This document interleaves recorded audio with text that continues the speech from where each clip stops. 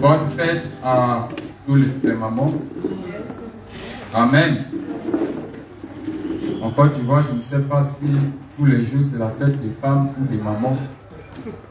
À chaque fois que je me réveille, je vois sur les statuts des gens bonne fête des femmes. Mais je me dis, quand on était au pays, c'était très difficile de distinguer ce jour.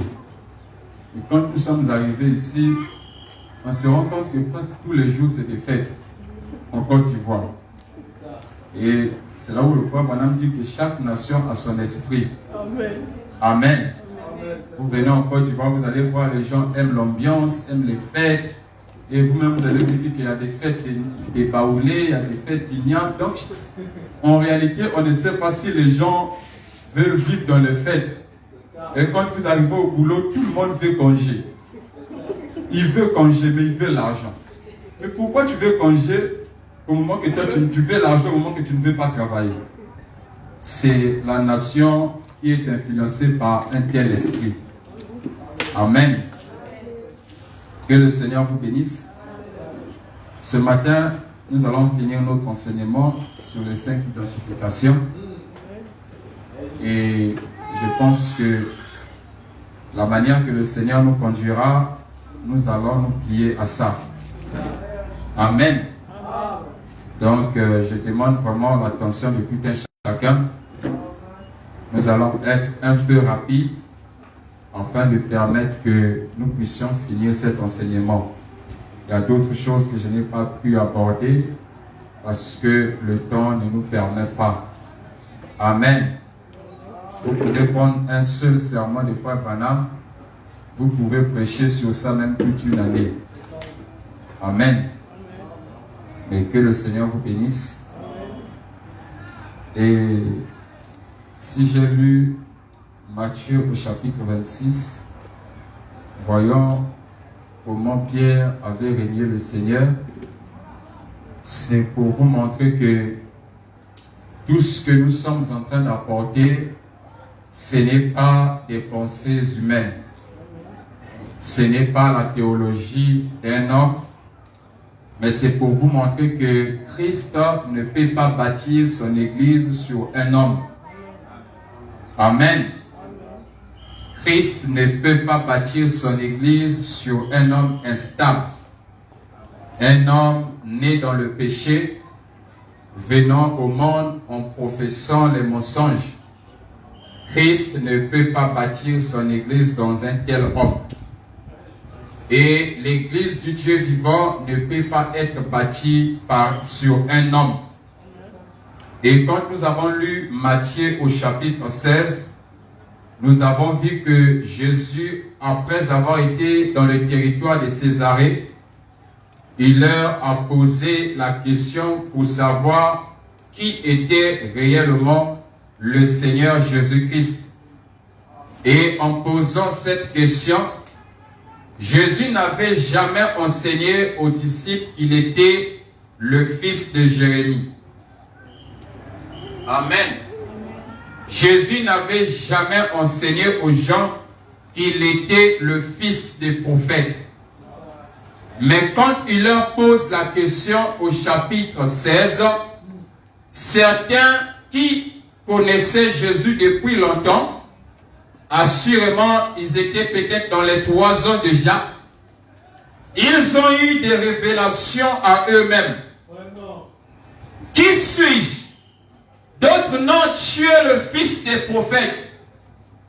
D'autres, tu es Jérémie. Mais qui leur avait donné cet enseignement?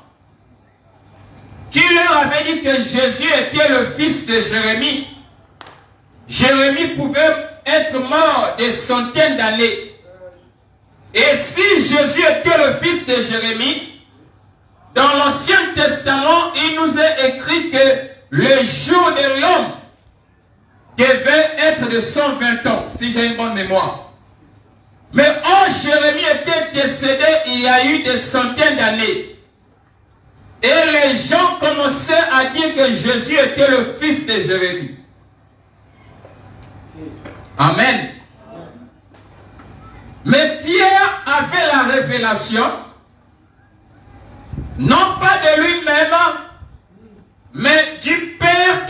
révélé cela.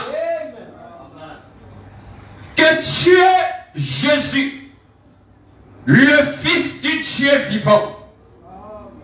Et Jésus, le voyant, il avait su que ce n'était pas le Pierre qu'il connaissait. Ce n'était pas le fils de Jonas. Ce n'était pas le pécheur que Jésus connaissait. Mais il a vu que c'était un être surnaturel qui avait révélé cela à Pierre.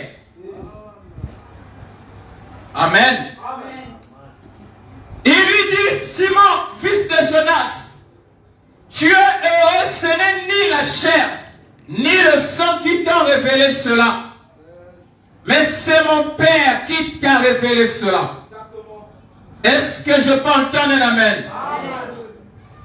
Et dans Matthieu au chapitre 26, le même Simon qui avait eu la révélation, c'est le même qui est venu régner le Seigneur. Et laissez-moi ouvrir une brèche.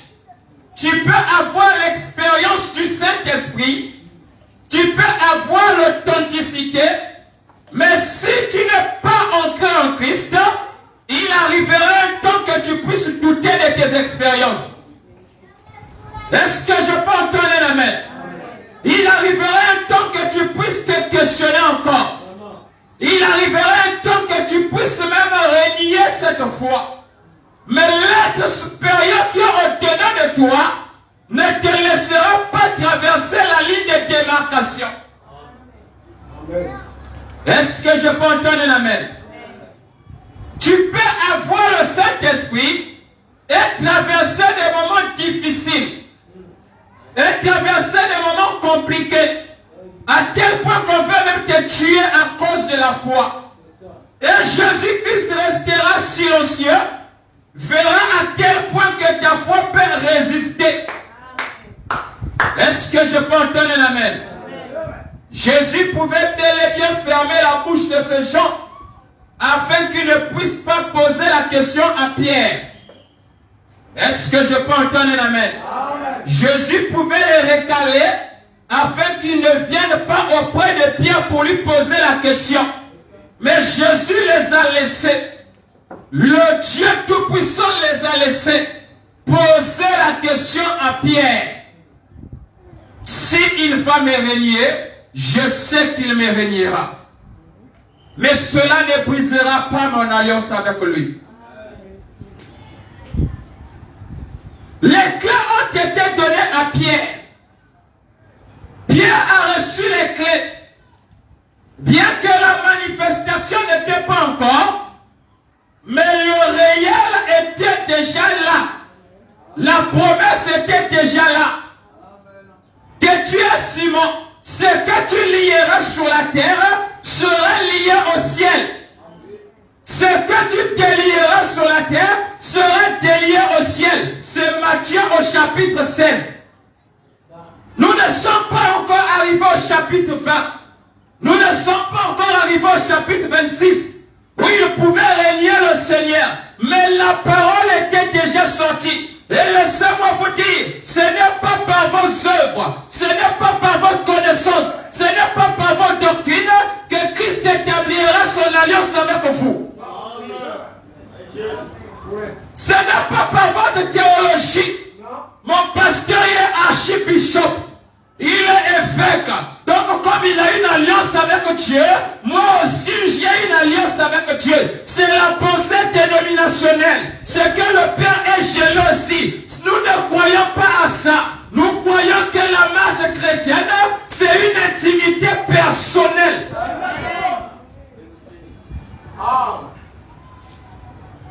C'est ce qui se passait.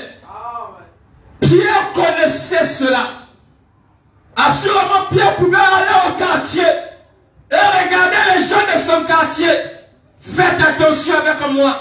J'ai le pouvoir de lier et de délier. Les gens, pardon Pierre, s'il te plaît, ne me fais pas du mal.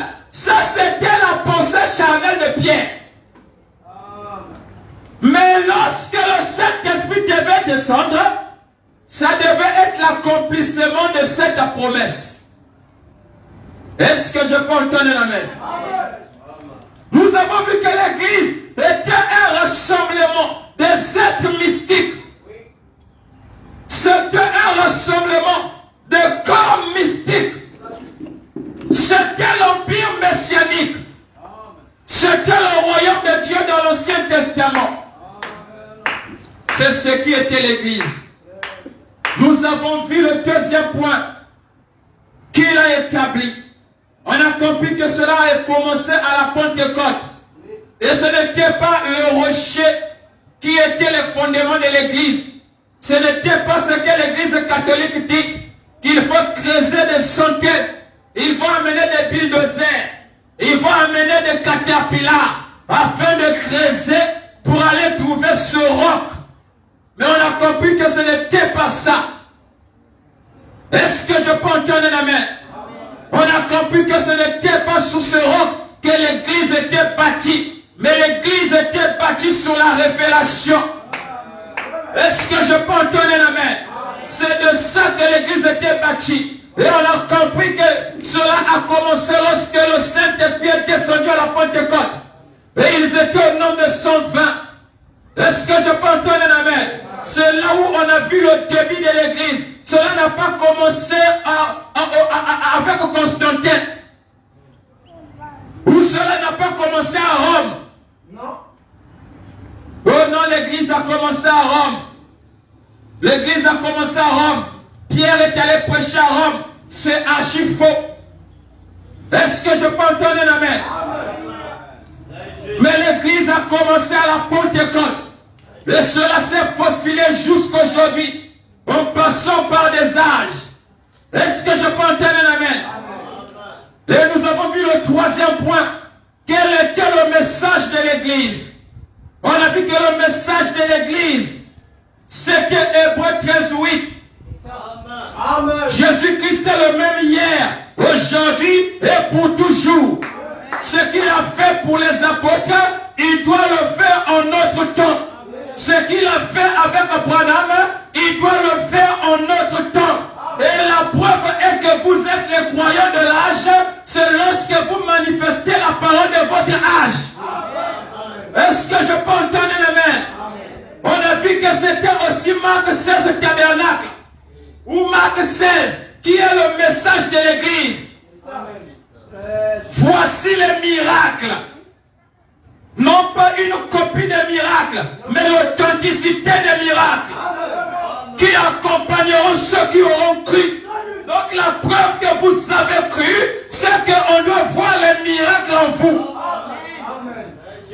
La preuve que vous avez cru, c'est que ce que Jésus était, nous devons le voir en vous.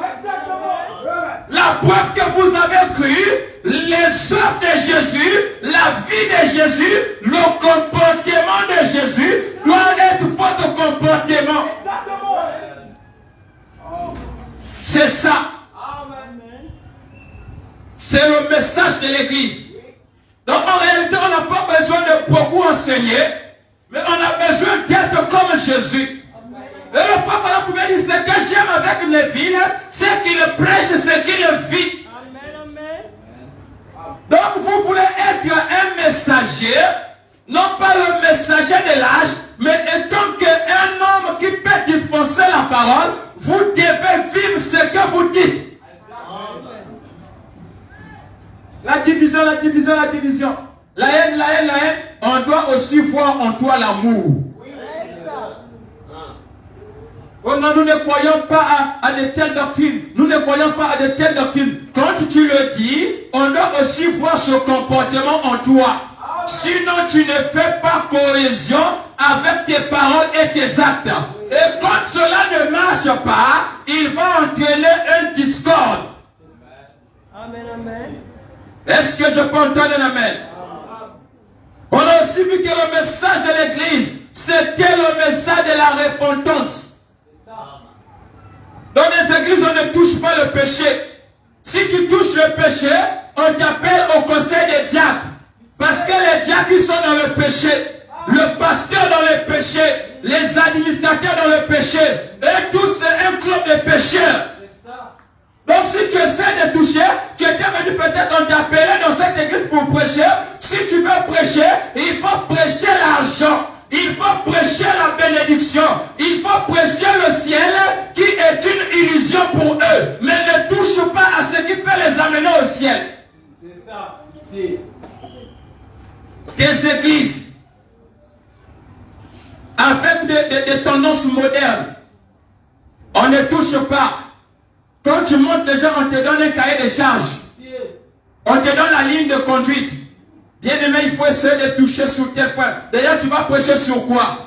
Il doit connaître tes A à Z. Ça veut dire que tu l'as déjà prêché avant d'aller prêcher même à l'église. S'il voit que ça ne coïncide pas avec sa doctrine, non, bien aimé, je ne veux pas, je ne veux pas. Mais quand il dit aussi je ne veux pas, tu montes du haut de la chair, l'esprit te conduit, tu connais ça, vous êtes divisés. Vous ne pouvez plus vous entendre. À la fin, il va t'appeler. Moi, je t'avais dit, c'est un esprit de division. Mais pourquoi au moment que je suis venu semer ce qui est correct? Cela montre que l'église est dans le péché. Le pasteur dans le péché. Si tu essaies d'aller en profondeur, tu comprendras que c'est un club de coucheurs. C'est ça.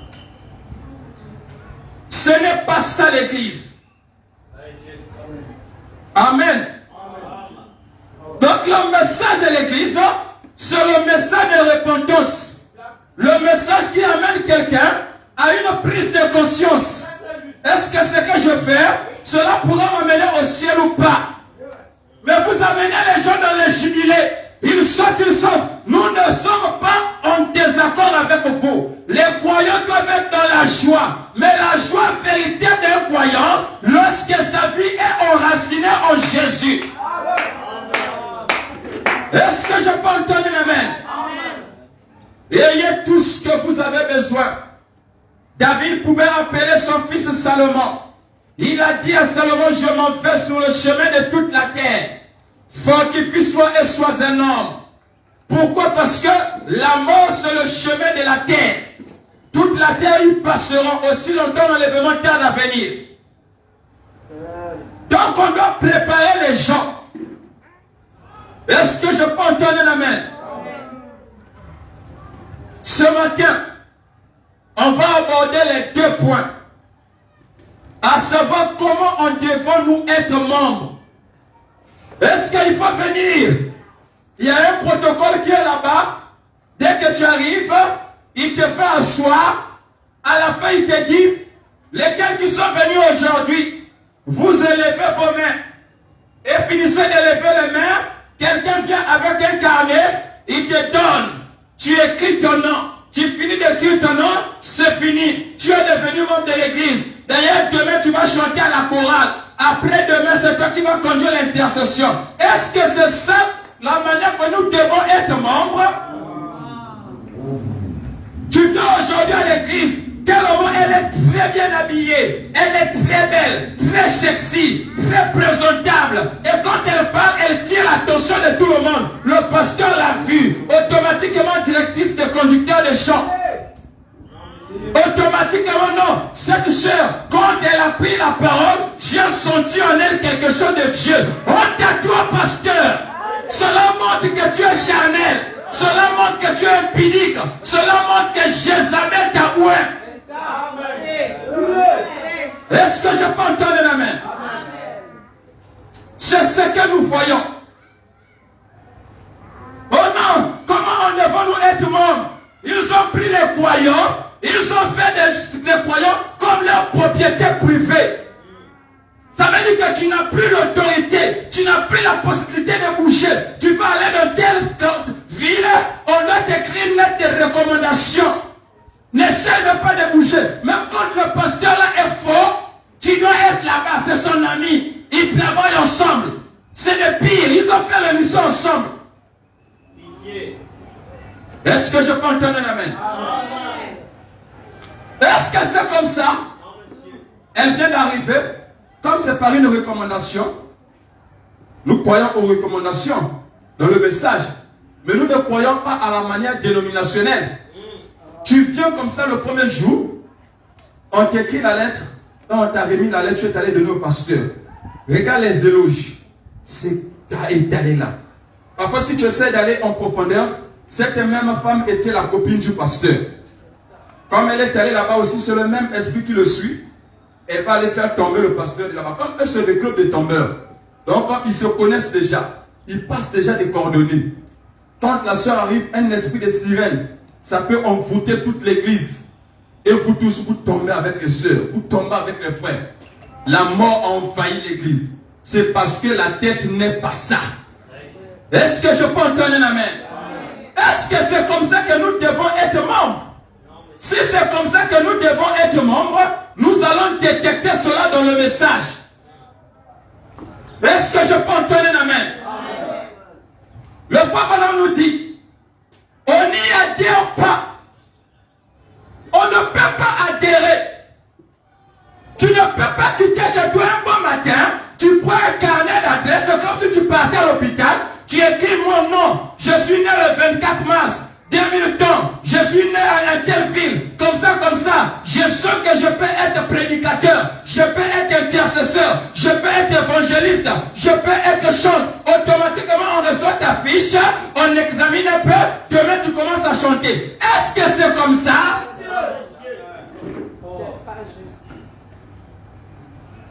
Et même dans le message, on voit cela. Parce que tellement que l'âge avance, la fin est proche, les fausses semences commencent à manifester leur nature. Le chien est réparti sur ce qu'il avait vomi. Essaye de toucher un peu cette sœur. Tu vas voir de quel point le pasteur se chauffe. Essaye seulement. Le pasteur qui laisse la femme diriger même sa maison. Parce que c'est elle qui est ma secrétaire. Avant de me voir même sa femme de la maison, avant de le voir son mari, il faut passer par la secrétaire. La secrétaire, c'est elle qui tient tout. La femme n'a plus la parole. Le pasteur va aller prêcher, ce n'est qu'avec cette secrétaire. Le pasteur, ce n'est qu'avec elle. Ce n'est qu'avec elle. Le pasteur n'a plus la parole. L'église est prise sous le contrôle de la secrétaire. C'est maintenant Nimérode. Plutôt c'est Miramis qui gère en silence. C'est elle qui donne des décisions. Aujourd'hui, on aura réunion de prière. C'est le pasteur qui monte du haut de la chaire pour parler. Mais en réalité, dans les coulisses, c'est la femme qui avait dit. Les femmes qui s'ingèrent dans les problèmes du ministère. Son mari est pasteur, elle connaît tout. Elle a les stratégies. Elle sait comment elle peut guider son mari, mais très subtil. Mais c'est l'onction de la première bête. Est-ce que je peux entendre un amen? Et les pasteurs sont séduits dans ça. Voilà pourquoi quand vous venez dans une église, vous voyez la secrétaire du pasteur, une femme, faites attention avec ce dernier. Faites très attention. Le frère Branham, son secrétaire, n'était pas une femme, c'était son fils. Amen. Donc nous devons suivre le modèle. Vous restez vous deux jusqu'au soir. Après tu vas écouter que ton mari est tombé. Comme des pasteurs que j'ai entendus, eux ils ne font que tomber. La femme tombe, le mari tombe. Donc les deux, quand ils viennent pour s'agenouiller, pour demander pardon, l'autre sait déjà que l'autre va demander pardon parce qu'il est tombé. L'autre aussi sait que l'autre va demander pardon parce qu'elle est tombée. Mais à l'église, quand elle monte, ce sont des sérieux faits hommes. Ils ont l'éloquence. Quand ils parlent, tu peux même avoir l'impression que entre Dieu et la terre, c'est lui qui joue l'intermédiaire. Mais quand vous voyez en profondeur, c'est dégoûtant. Est-ce que c'est ça l'église du Dieu vivant? Est-ce que nous devons être membres ainsi?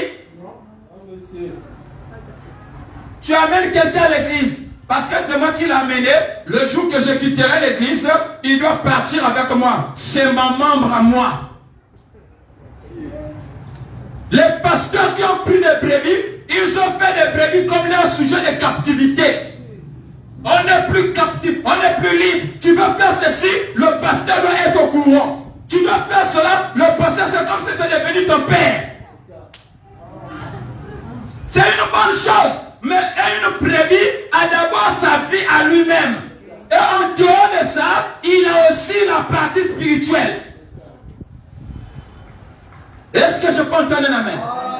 L'église, on ne peut pas être membre ainsi. Le Papa nous dit, paragraphe 128, la quatrième chose, comment en devenons-nous membres? Il pose la question. Comment y adhérons-nous?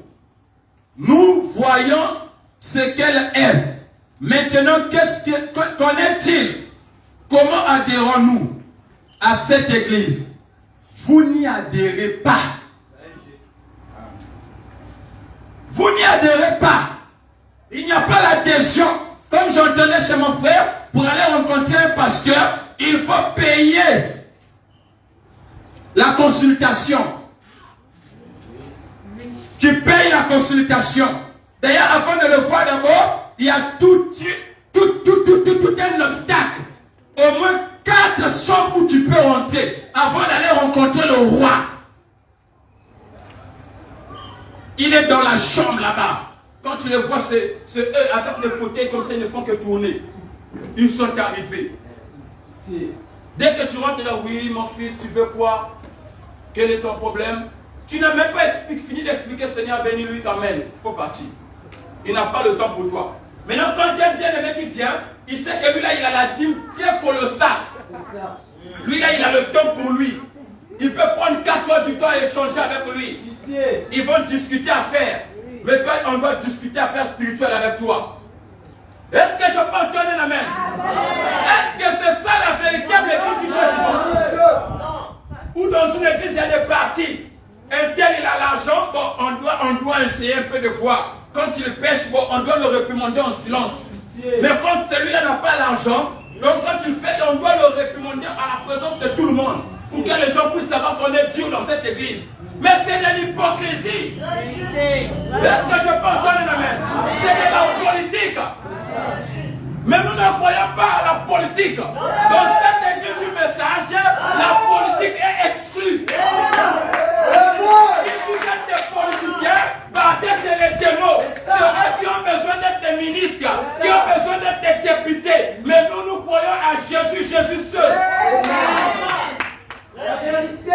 Est-ce que je peux entendre un amen? Des églises remplies de politique.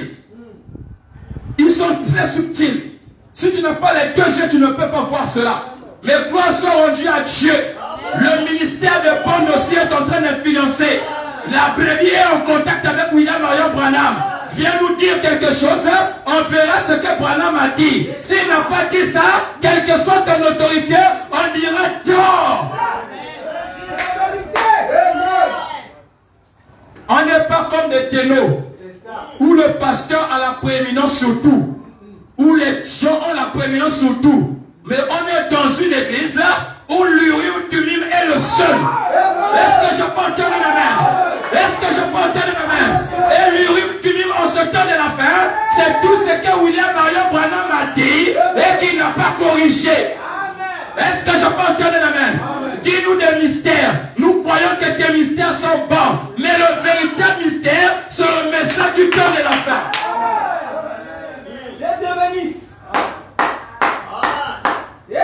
Non.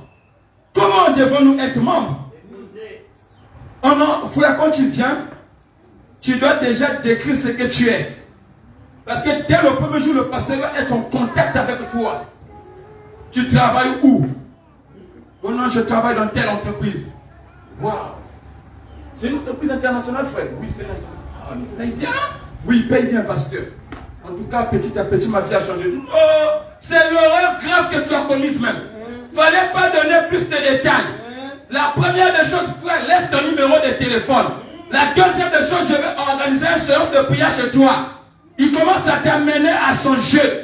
Il veut rentrer chez toi pour prier. Il voit déjà comment les choses sont positionnées. C'est quelqu'un qu'on doit captiver. On doit le retenir dans notre clan. Sinon, c'est compliqué pour l'église. D'ailleurs, l'église n'a pas de micro. L'église n'a pas de baffle. On doit faire ceci, on doit faire cela. Ce n'est pas ça l'église. On doit placer des choses pour que, quand nous sortons, nous puissions être une église bien enseignée. On ne doit pas accepter de n'importe quoi. Il y a la poubelle quand ça vient, ça peut détruire notre âme. Ça peut nous tuer. Mais quand on est bien enseigné, on saura là où on s'en va. Regardez comment ça se passe chez les dénos. Un jour, j'ai eu à faire un contact avec un pasteur dénominationnel. On a causé. C'est là que j'ai compris que le monde est pourri. Il me dit, mon frère, mais tu peux envoyer ta dîme chez moi. J'ai dit, ah, c'est comme ça que ça se passe. Mais toi, tu es au pays, là-bas, moi je suis ici, quand je vais t'envoyer ma dîme. Oh, bon, soit conduit. Il savait déjà que je l'avais piégé. La deuxième fois, hein, mon fils, je vais voyager. Il faut me payer le billet d'avion, tout ça. Ah, mais toi et moi, on a fait connaissance, tout ça. Mais pourquoi? On se connaissait au pays, bien qu'on se connaissait. Tu es venu ici, on a échangé. Je te connais vraiment, c'est un papa du quartier. Mais c'est devenu comment? Comment ça? Tout ça, c'est l'esprit dénominationnel. Et quand on arrive dans le message, on voit ça aussi. Mais on doit voir ce que William Marion Branham nous a dit. Est-ce que je peux entendre un amen? Est-ce qu'on peut acclamer pour le Seigneur? Il nous dit, on n'y adhère pas. Vous ne pouvez pas y adhérer. Ne vous laissez pas être séduit. On ne peut pas adhérer. Mais comment on peut entrer? Il dit, il n'y a aucun moyen d'y adhérer. Vous y entrez par la naissance. Est-ce que je peux entendre un amen? C'est par la naissance qu'on peut entrer. Est-ce que je peux entendre un amen? On n'y adhère pas. Ne viens pas me dire remplis le cahier des membres. Il y a des membres permanents et des membres confirmés. Les membres confirmés, c'est eux qui sont des hommes d'affaires. C'est eux qui sont des gens qui sont appelés à l'église des donateurs.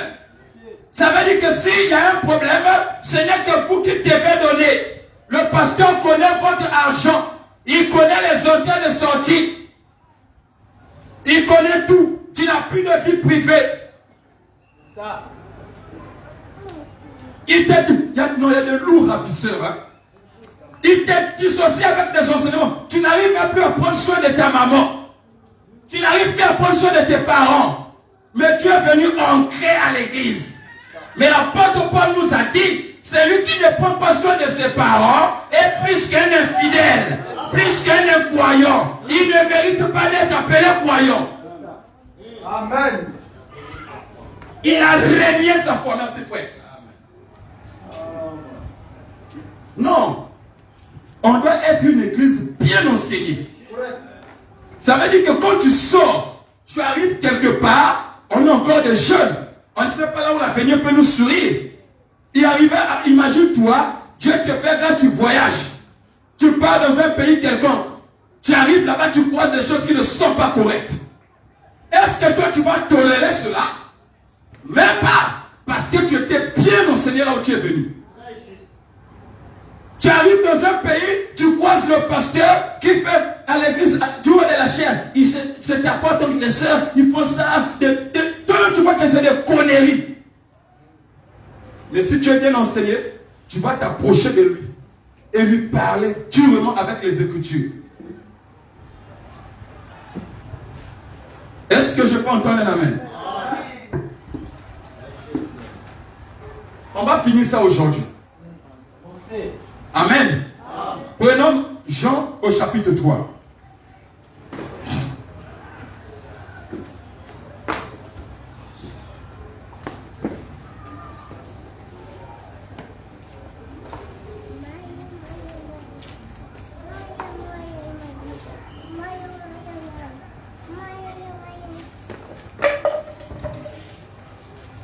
Il est écrit dans Jean au chapitre 3.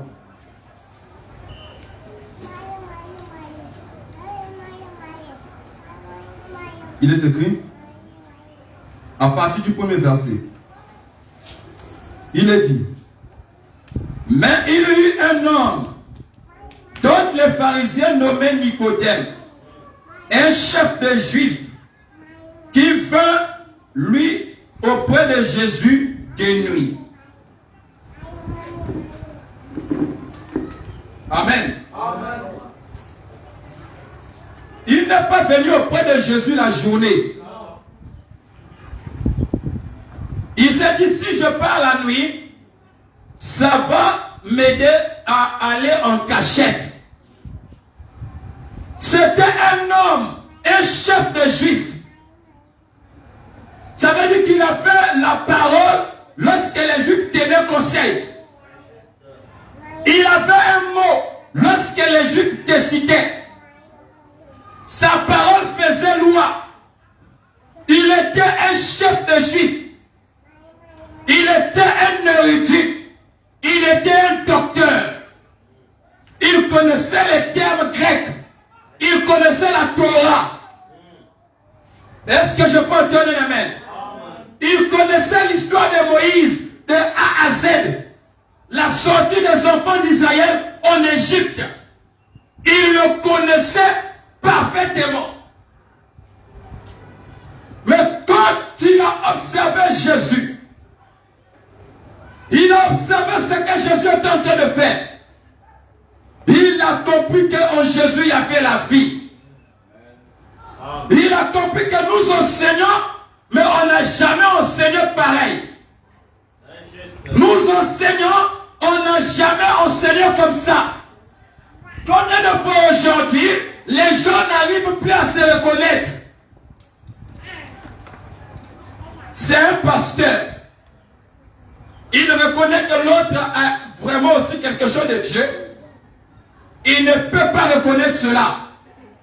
Quand ils sont dans les réunions avec les brebis, il faut faire semblant. Ils montent tout haut de la chair. Oh, votre pasteur c'est un bulldozer. Votre pasteur c'est un volcan. C'est un homme très puissant, très humble. Mais quand tu le vois en silence, c'est un serpent. Il n'a jamais cru en l'autre. Pour lui, Dieu, ce n'est que pour lui seul. Les autres, ils sont des serviteurs, mais ils sont trop dans l'horreur. Ce n'est que moi qui est là. C'est moi qui gouverne. D'ailleurs, dans toute la vie d'habitude, c'est moi qui est le chef. C'est moi qui connais Dieu. D'ailleurs, j'ai telle expérience. Mais il oublie que les mêmes expériences qu'il a, les autres ont vécu ça depuis longtemps.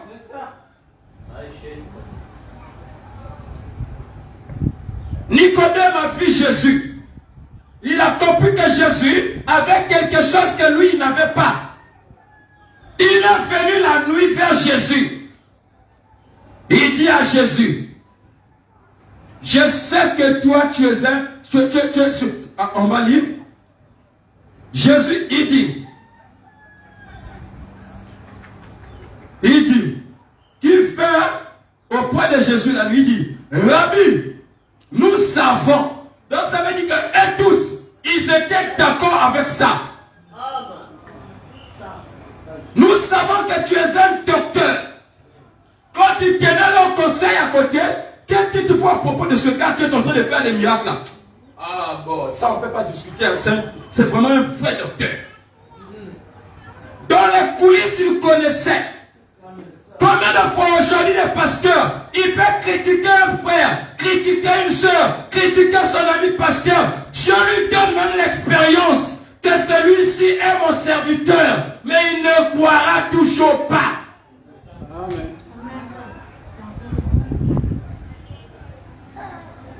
C'est un docteur venu de Dieu. Car personne ne peut faire ces miracles que tu fais si Dieu n'est avec lui. Écoutons la réponse de Jésus.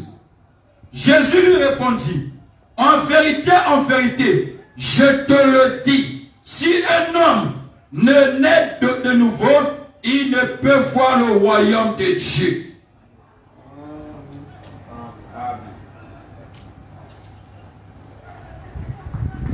Nicodème lui dit, comment un homme peut naître quand il est vieux? Peut-il entrer dans le sein de sa mère? Juste par ce discours, juste par ce temps d'échange, Jésus avait compris que Nicodème était vide. Nicodème n'avait rien. Nicodème prétendait connaître, mais en réalité il ne connaissait pas. En réalité il était zéro. Un gros zéro.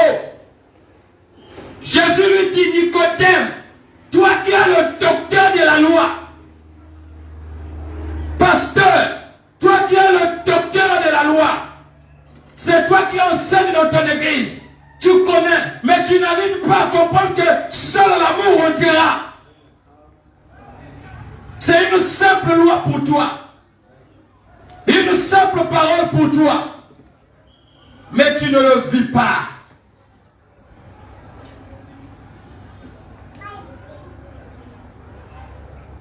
Jésus répondit, en vérité, si un homme n'est né d'eau et d'esprit, il ne peut entrer dans le royaume de Dieu.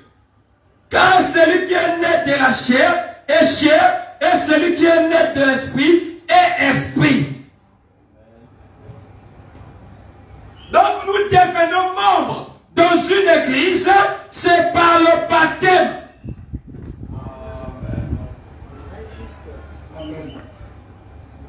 En formant un seul corps, le baptême de l'esprit, en formant un seul corps en Jésus. Comme j'ai prêché une fois, que chacun a sa position bien spécifique. Amen. Nicodème avait reconnu. Nicodème a vu en Jésus quelque chose que lui n'avait pas. Il est allé de nuit envers Jésus. Grand rabbi, s'il te plaît, dis-moi, donne-moi des dons. Il était un docteur, Nicodème.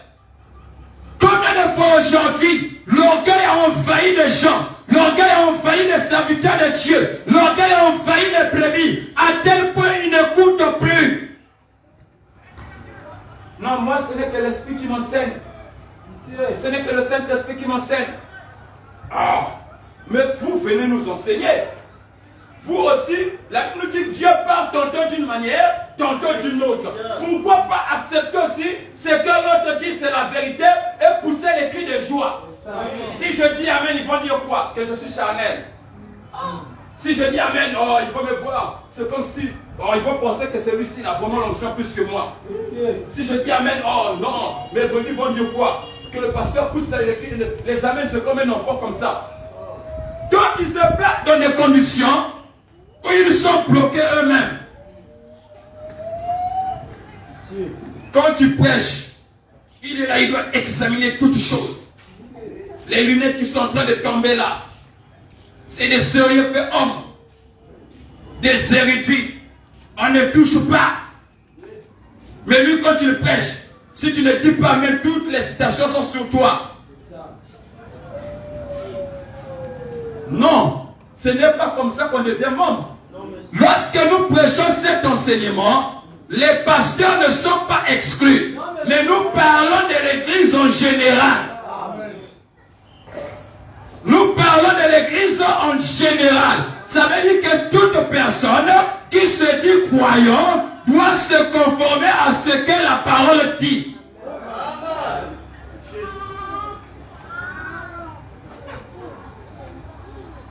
Nicodème est venu.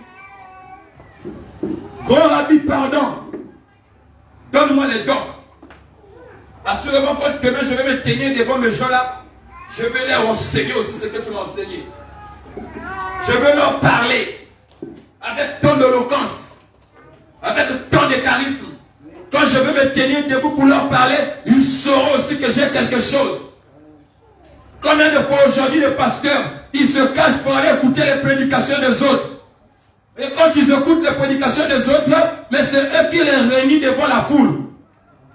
Oh non, lui, oh, il a trop des erreurs, le gars, il a trop, il commet trop, il commet trop. Et essaie de l'observer. C'est lui qui écoute ses enseignements en silence. Non, Branham a trop commis d'erreurs. Je crois que Branham était un prophète de Dieu, mais il a trop commis d'erreurs. Essaie d'aller dans sa maison. Tu vas voir dans son armoire les brochures de Branham. Tu vas voir dans son armoire les bandes sont là-bas, les brochures. Et quand tu essaies de rentrer, tu le trouves en train de méditer une brochure. Quand tu te vois, il cache. Et quand tu sors, il ramène cela. Demain à l'église, il prêche avec onction. Quand toi-même tu vois, tu sens que ça c'est le langage de Branham. Mais ils ne veulent pas reconnaître. Rempli d'orgueil. Rempli d'hypocrisie. Mais ils se disent serviteurs de Dieu. C'était la position de Nicodème. Nicodème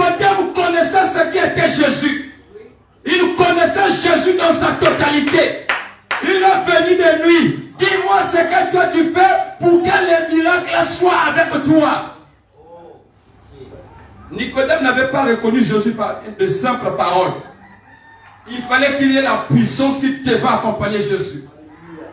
On a besoin de voir des vrais prédicateurs, des vrais croyants, des vrais servants de Dieu. À tel point quand il se tient debout, elle est la femme du pasteur, la femme d'un diacre, la femme d'un administrateur, mais l'onction coule dans sa vie. L'huile coule dans sa vie. La guérison divine est avec elle. Elle peut prier pour son enfant est guéri. Est-ce que je peux entendre un amen?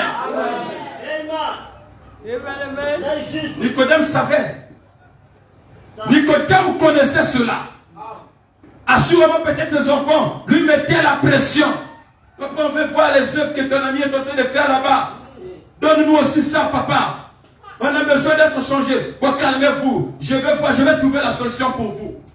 La nuit, il est allé en cachette. Mais qu'est-ce qui a fait qu'il aille en cachette? Il pouvait bien aller la journée. Il pouvait bien aller. Il est allé de nuit pour que personne ne puisse le voir. L'orgueil était ancré en lui. Sa vie était remplie d'orgueil. Mais il se disait, quand je vais rencontrer ce grand-là, il va me dire des paroles flatteuses. Comme font certains pasteurs dénominationnels. Ou certains pasteurs dénominationnels dans le message. Ils sont remplis d'orgueil. Oh, votre pasteur, c'est une boule de feu. Votre pasteur, c'est une boule de feu. Essaye d'aller dans les coulisses. Tu verras comment il est en train de le déchiqueter. C'est ce que Nicodème est en train de faire. Et quand il arrive, Jésus-Christ va lui parler durement. Il dit, si tu n'es né d'eau et d'esprit, tu ne peux pas voir. Et le frère Branham nous dit, voir, c'est comprendre. Tu ne peux pas comprendre le mystère du royaume de Dieu. Tu ne peux pas comprendre le ciel. Tu ne peux pas être membre. Tu ne peux pas être chrétien. Tu ne peux pas être croyant. Alléluia.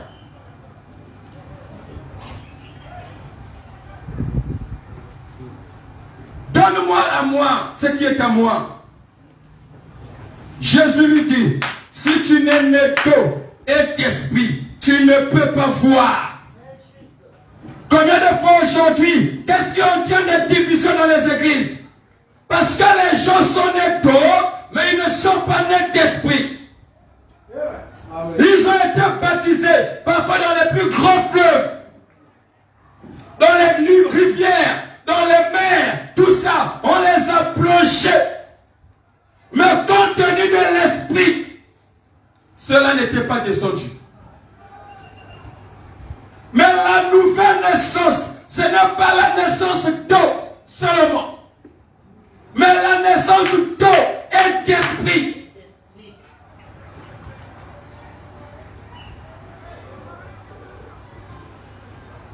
Si tu n'es né d'eau et d'esprit, tu ne peux pas. Tu ne peux pas. Et Jésus continuant, il a dit, celui qui est né de la chair est chair. Celui qui est né d'esprit est esprit. Tu es chrétien. Regarde comment tu es. En toi, on voit que la chair. Depuis qu'on t'a connu là, on n'a jamais vu quelque chose de spirituel en toi. On n'a jamais vu quelque chose de spirituel en toi. Tu es chair de A à Z. Mais c'est toi qui chante, c'est toi qui danse, c'est toi qui monte, c'est toi qui pousse des cris de joie. Mais au-dedans de toi, il n'y a pas d'esprit. Jésus a dit que celui qui est né d'esprit est esprit. Celui qui est né de la chair est chair. Si tu es né de la chair, ça veut dire que ce n'est que les œuvres de la chair se répercutent en toi. C'est pourquoi nous voyons toutes les convoitises charnelles. Parce que le ténor de toi n'est pas encore né d'esprit. La chrétienté, ce n'est pas la position qu'on occupe à l'église. La chrétienté, ce n'est pas le titre. La chrétienté, ce n'est pas le rôle social. Il est manager dans telle entreprise. Donc déjà ça lui donne déjà le droit. Quand il arrive à l'église, il est manager. À l'église, il ne peut pas être un simple homme. Donc on doit le placer aussi guide. Il n'y a pas cette fusion-là. Oh non, il est directeur quelque part. Donc quand il vient à l'église, c'est lui qui doit être directeur aussi à l'église. Il doit gérer les finances de l'église. Il doit gérer ça de l'église. Il doit être même le pasteur assistant. Parce que d'ailleurs, c'est lui qui dirige là-bas. Donc il fait déjà diriger les gens. Il a la maîtrise, il a le charisme. Il sait comment convaincre quelqu'un. Il sait comment rentrer en contact avec quelqu'un. D'ailleurs, il a fait la déontologie. Il a fait la psychologie. Tout ça, ce sont ses diplômes. Donc quand il vient à l'église avec toute cette connaissance-là, on doit lui donner des responsabilités. Ce n'est pas comme ça qu'on devient membre dans une église. Ce n'est pas comme ça qu'on devient membre dans une église locale. Mais on devient membre par le baptême d'eau et d'esprit. Lorsque vous êtes né de nouveau, vous devenez membre dans le corps de Christ. Et la nouvelle naissance, c'est un gâchis. La nouvelle naissance, c'est un gâchis. On doit accepter de perdre. On doit accepter de se faire humilier.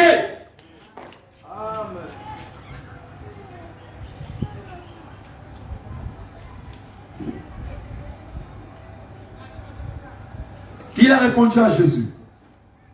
Jésus lui a parlé sévèrement.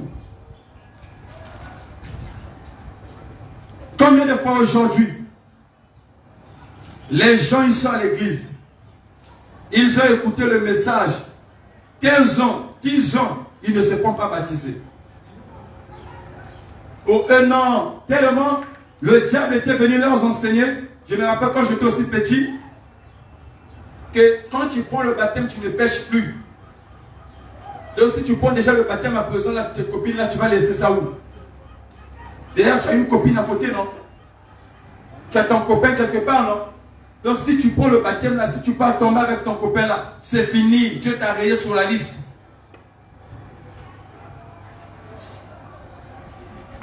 D'ailleurs, c'est toi, non? Tu ne peux pas prendre le baptême. Au boulot, tu triches. À l'école, tu triches, donc tu ne peux pas.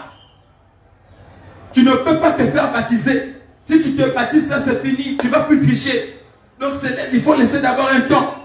Ils sont là 5 ans, 4 ans, 3 ans, 2 ans, 1 année dans une église. En écoutant les enseignements. Ils pleurent, mais ce sont des émotions. Prêcher un serment qui va le toucher. Il va venir te voir demain, je dois me faire baptiser. Après, 1 semaine après, il va te dire que je suis en train de méditer encore. 2 semaines après, je réfléchis encore. Ma maman n'est pas d'accord, mon papa n'est pas d'accord. Donc si je me fais baptiser maintenant, là, ça va jouer sur mes parents. Ils vont me défendre l'argent. Ils n'ont encore rien compris. Est-ce que je peux entendre un amen? Il est devenu croyant du message. Il est devenu croyant ou croyant du message. Elle a cru le message. Mais elle va abandonner. Les désirs charnels montent parce que l'esprit n'était pas encore descendu sur lui. Oh non, si je laisse, c'est à cause des parents. Elle commence à déposer sa marque. Elle commence à déposer sa marque. Si je ne viens plus à l'église, c'est peut-être ça sera à cause des parents. Elle commence à jouer déjà avec des jeux de mots. Parce qu'elle a le désir de tomber. Le baptême de l'esprit n'était pas encore descendu. Si j'ai abandonné la foi, ça sera à cause de ma maman. Ma maman ne veut plus que j'aille à l'église. Elle dépose déjà sa main. Mais quand elle avait cru nouvellement, elle sautait, elle dansait, elle avait le zèle. Mais quand Satan s'est approché tout autour de lui, ou tout autour d'elle, elle ne peut plus aller à l'église. Elle commence à laisser ses empreintes. Cela montre que la nouvelle naissance n'était pas encore descendue. Cela montre qu'elle n'était pas encore transformée. Mais l'apôtre Paul nous dit, nous devons être transformés par le renouvellement de notre entendement. Est-ce que je peux entendre un amen? L'entendement a besoin d'être transformé. Le corps humain doit se soutenir une transformation. La nouvelle naissance, c'est la clé fondamentale. Si tu ne connais pas la nouvelle naissance, tu ne peux pas comprendre le royaume de Dieu. Le ciel sera pour toi une illusion. Le ciel sera pour toi quelque chose de sentimental. Aujourd'hui, le fond du piano vient de jouer. Tu danses, tu sautes. Lorsqu'il n'y aura plus le fond, tu es là en train de pécher, en train d'agir d'une manière incorrecte. Parce que la nouvelle naissance n'est pas encore en toi. Mais Nicodème a dit, je veux. Comment un homme peut devenir encore jeune au moment qu'il se fait déjà vieux? La nouvelle naissance, ce n'est pas entrer dans le ventre de ta mère, mais c'est accepter le Seigneur Jésus comme Seigneur et Sauveur personnel. Accepter de faire mourir les convoitises charnelles, les œuvres charnelles, et laisser Jésus prendre la place dans ta vie. C'est ça la nouvelle naissance. La nouvelle naissance. Prenons 1 Corinthiens 13.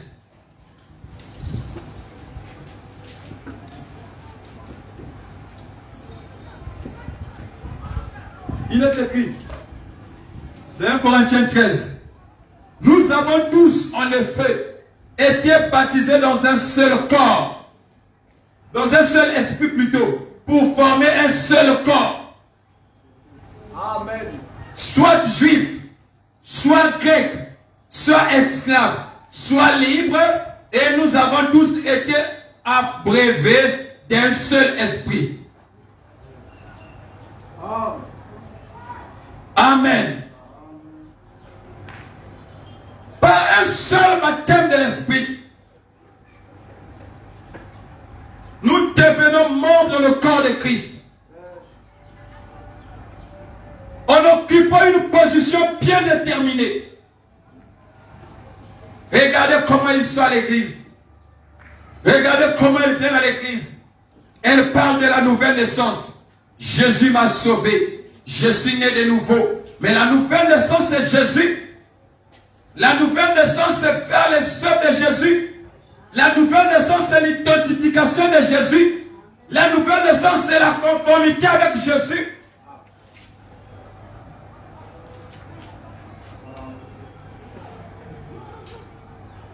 Dans Galates 3, le verset 26 au verset 28, il est dit, écoutez attentivement, car vous êtes tous fils de Dieu par la foi en Jésus-Christ.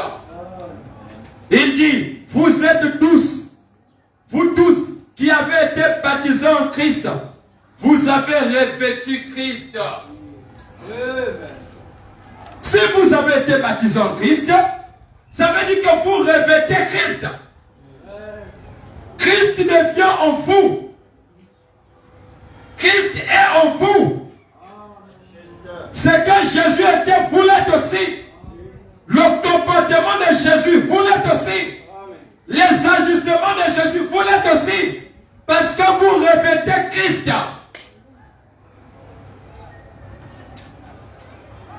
Il continue, il dit, il n'y a ni juif, c'est ce que nous venons de lire, ni grec, il n'y a plus ni esclave, ni libre, il n'y a plus ni homme, ni femme, car tous vous êtes en Christ.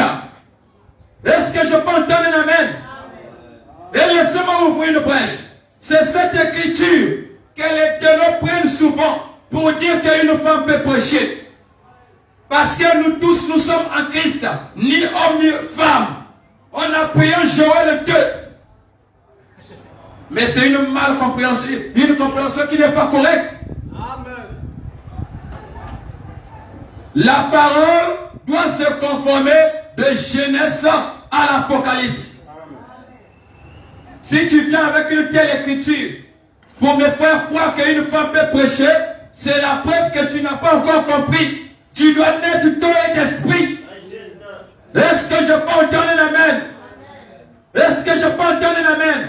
La femme a sa place, l'homme a sa place, et chacun doit respecter sa position.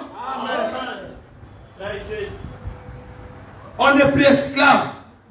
Mais pourquoi les gens veulent nous rendre esclaves? On n'est plus esclaves. On n'est ni juif, ni grec, ni juif. Est-ce que je peux entendre un amen?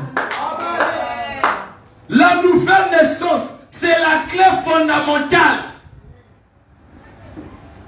Que tu sois archibishop, que tu sois un évêque, que tu sois un docteur, que tu sois un apôtre, que tu sois un évangéliste, que tu sois un prophète, que tu sois un pasteur, la nouvelle naissance, c'est pour nous tous. Amen, amen. Amen.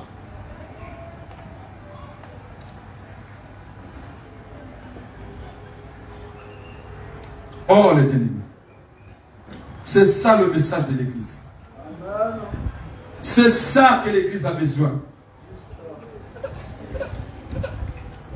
La chose que l'Église a besoin, c'est la nouvelle naissance.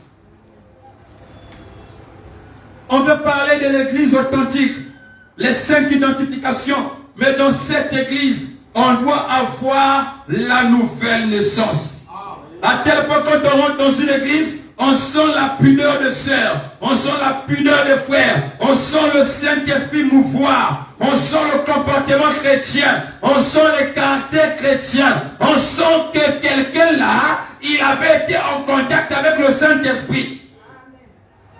Non pas tu rentres dans une église, tu vois le pasteur déjà en pantalon sauté, tu essaies de jeter le coup d'œil sur sa femme avec des jupes ici. Quand tu essaies de voir les brebis, des coiffes comme ça, quand tu essaies de voir les femmes, elle est assise devant, les jambes ouvertes, et le pasteur est content en train de sauter. Et vous prétendez être l'église du Dieu vivant. Jamais. On monte du haut comme ça. Je vois. C'est une soeur qui vient de je ne sais pas d'où. Si vous essayez d'observer sa vie, hier elle était dans l'hôtel.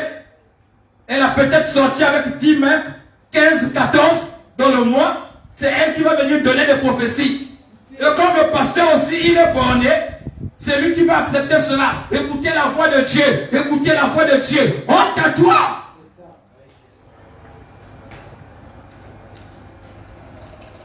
La nouvelle naissance, c'est un cachis. Lorsqu'une femme met au monde, il y a des éléments essentiels qui doivent sortir.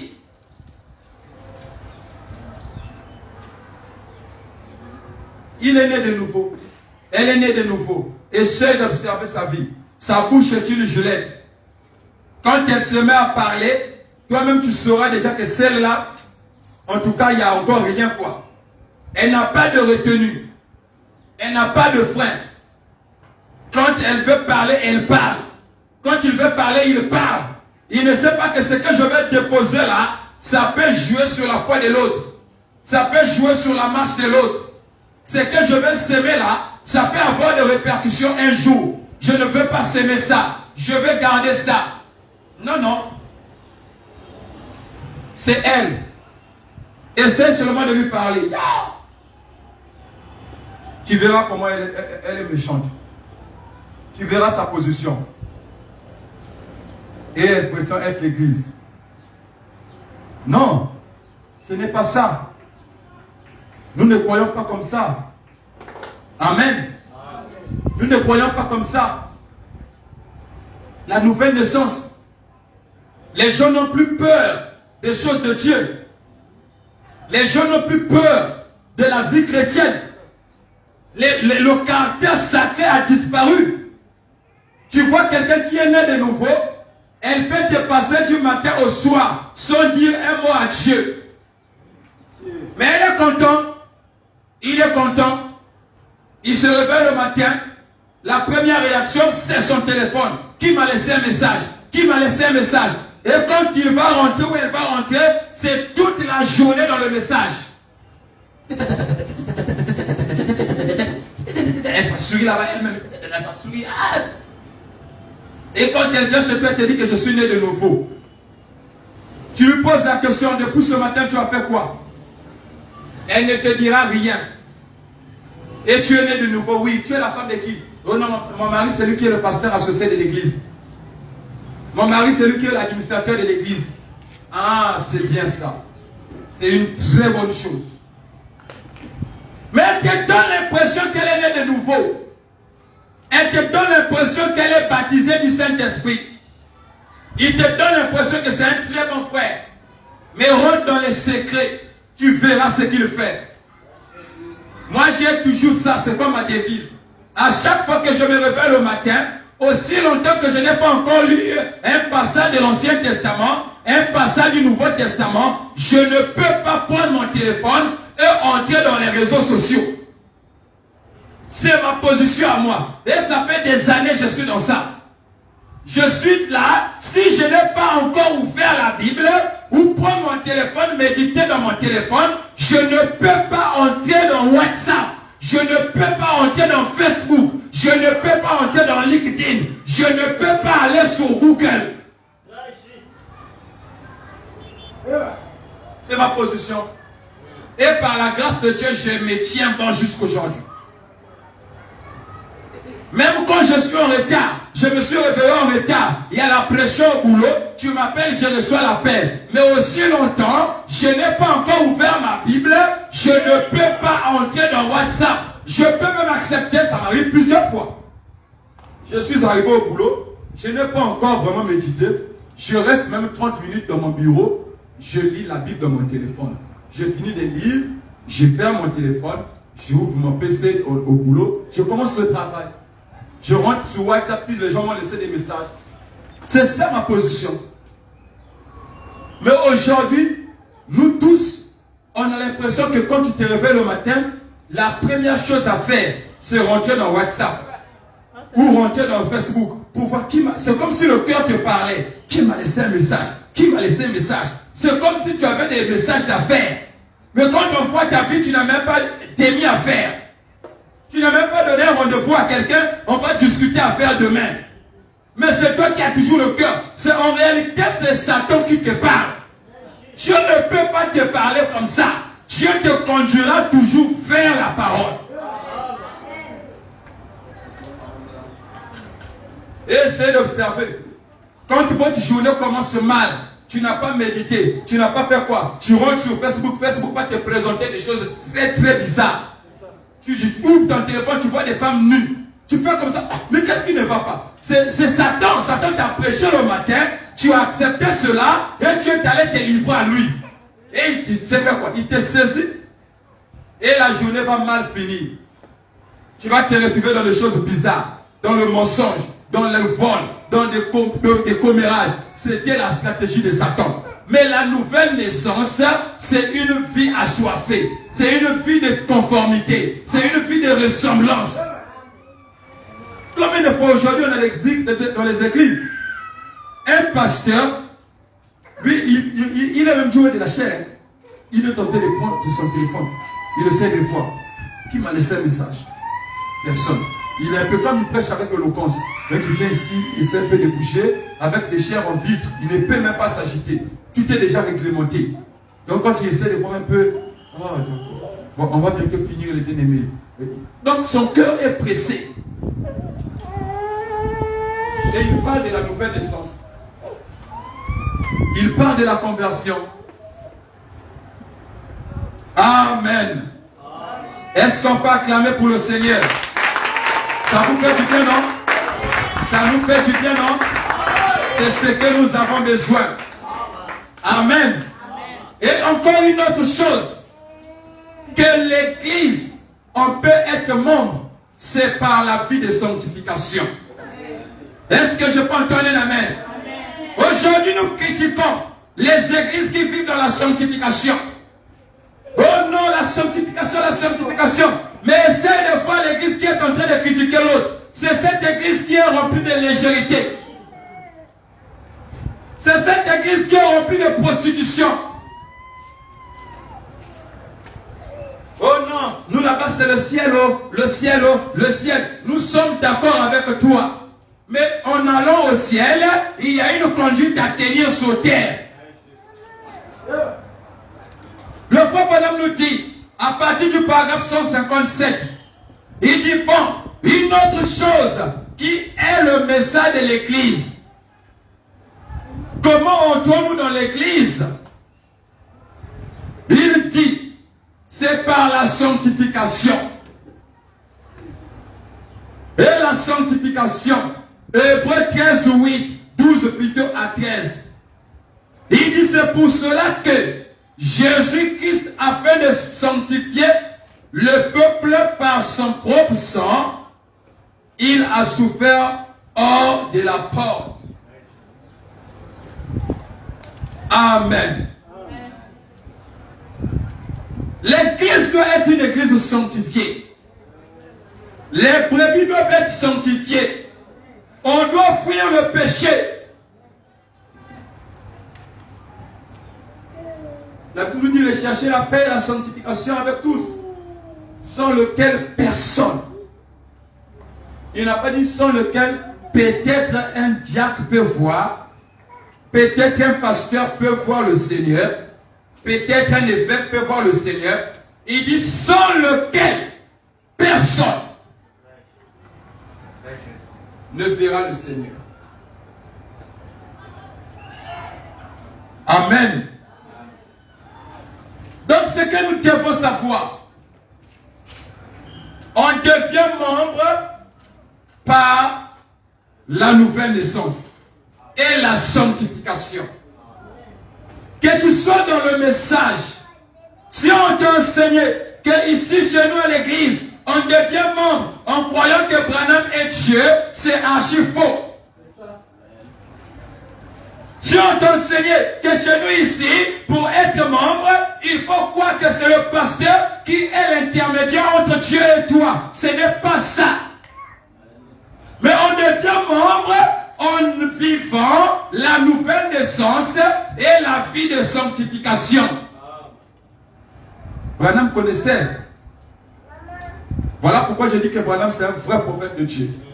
Il savait que s'il s'arrêtait par la nouvelle naissance, il devait avoir des gens qui allaient venir avec des doctrines que nous seulement le ciel.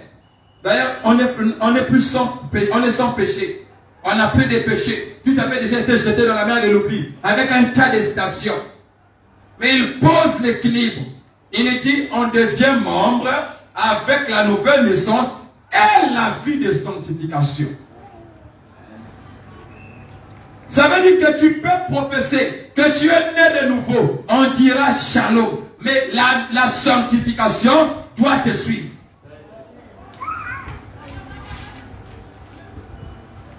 Essaye de le voir en coulisses.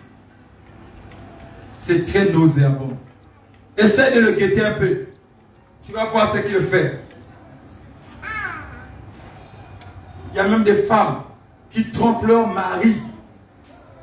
Des hommes qui trompent leurs femmes. Mais c'est un administrateur à l'église. C'est un pasteur à l'église. C'est un diacre à l'église. C'est un associé. Et quand il essaie de cogner le péché là, il ne faut pas jouer. Quand il essaie de parler des mystères, il ne faut pas jouer. Il était avec Branham là-bas. Ils ont vécu l'expérience sur la vision, sur la tente. Ils ont vécu l'expérience sur le mont sur scène. Ils connaissent ça tellement bien, à tel point que tu n'as même pas quelque chose à lui reprocher. À tel point que tu n'as plus de questions à lui poser. Parce que quand il se met à expliquer ça, tu vois que ce jour-là, c'était le frère Branham qui était là avec lui. Mais essaie d'aller en profondeur. Tu verras ce qu'il fait. Expert en division. Expert. Il le fait très subtil, très calme, dans la douceur. Mais c'est très compliqué.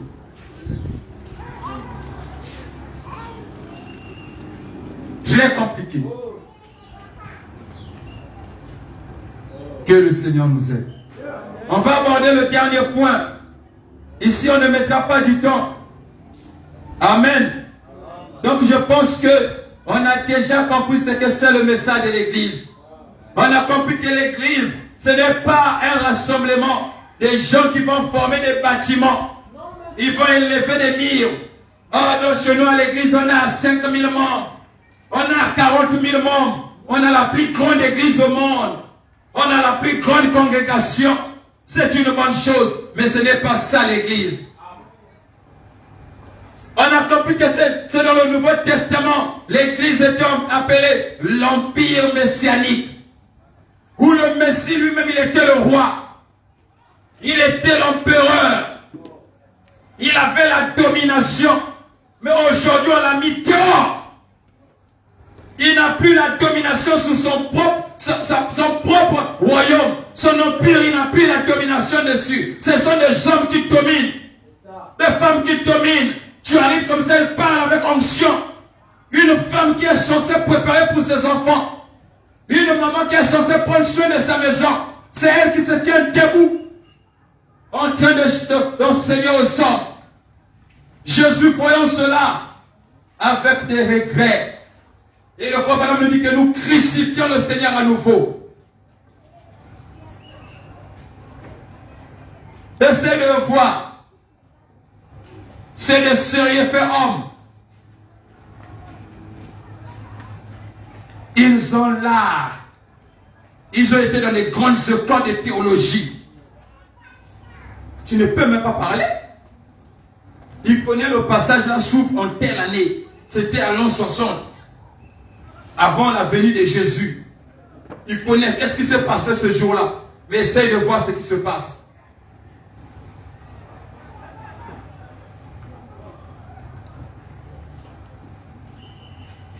Le dernier point pour boucler notre enseignement. Est-ce que nous pouvons aller au ciel sans elle? Posons-nous d'abord des questions. Est-ce qu'on peut aller au ciel sans l'église?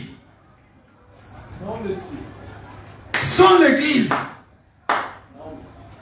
C'est la question qu'on doit se poser.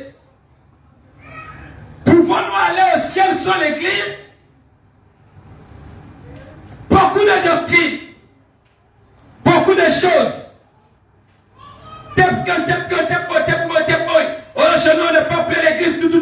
C'est une bonne chose. Mais qu'est-ce dit le messager à propos de ça? Oh non, l'église, c'est d'abord ton cœur. C'est d'abord ton cœur. On est d'accord avec toi. Oh l'église, c'est le temple de Dieu. C'est le temple. On est d'accord avec toi. Le prophète nous dit que l'église, c'est un rassemblement. Ça veut dire que ce n'est pas une seule personne. Un rassemblement des êtres mystiques.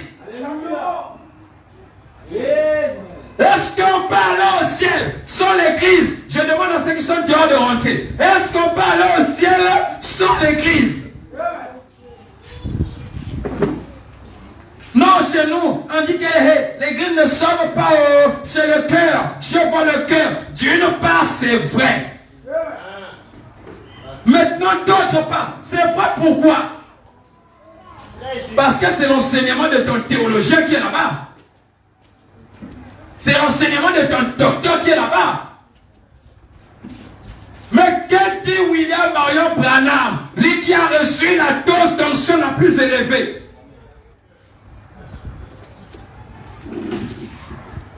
Oh non, l'église ne sauve pas. L'église ne sauve pas. D'ailleurs, l'église, c'est le cœur. Les individus. Les individus. Je dis d'accord avec toi. L'église. Oh, nous sommes des bondes. Je vais écouter les bondes chez moi à la maison. Je vais écouter. Mais nous sommes des croyants. Un véritable croyant du message a besoin d'écouter William Marion Branham. C'est son âme qui réclame ça. Il n'a pas besoin d'être forcé. Il n'a pas besoin, non. Je dois être tape girl pour écouter la bonne. Je dois être tape boy pour écouter la bonne. Mais un véritable croyant, c'est un tape girl. Un véritable croyant, c'est une tape girl. Il a besoin d'être en contact avec la source. Mais qu'en est-il de l'église? Est-ce que parce que j'écoute la bonne, je ne dois plus aller à l'église? Est-ce que c'est ce que les Paul faisaient à l'ancien temps? Ah, gloire à Dieu.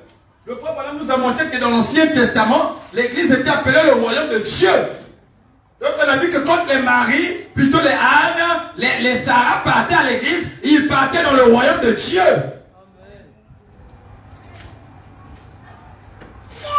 Frère Branham nous dit quoi? Il nous dit, à partir de 162, maintenant, pouvons-nous aller au ciel sans l'église? Il pose la question. Est-ce qu'on peut aller au ciel sans l'église? Il dit, je veux seulement donner quelques commentaires là-dessus. Parce que j'en ai bien une douzaine de notés ici. Il y en a beaucoup, il a beaucoup d'exemples. Mais le temps était parti. Donc il dit, je veux seulement donner un exemple. Et on va voir ça.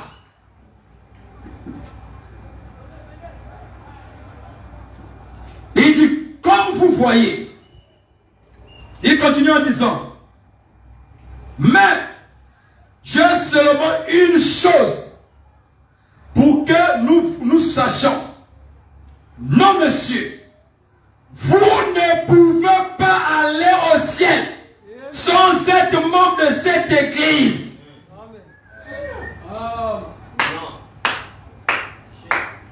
Non, non. On ne peut pas aller au ciel. Si ta doctrine est de diviser les gens pour les laisser à la maison, tu es à l'encontre de ce que Branham a dit. Parce qu'il y a des gens, ils sont comme ça. Ils sont dans l'église, ils vont injecter. Ils vont injecter pour amener les gens seulement à la maison. Non, frère, nous sommes au temps où on doit écouter que le prophète. Donc, restez à la maison. Vous allez écouter les bandes. Restez, restez. Est-ce que c'est ce que Branham a dit? Non.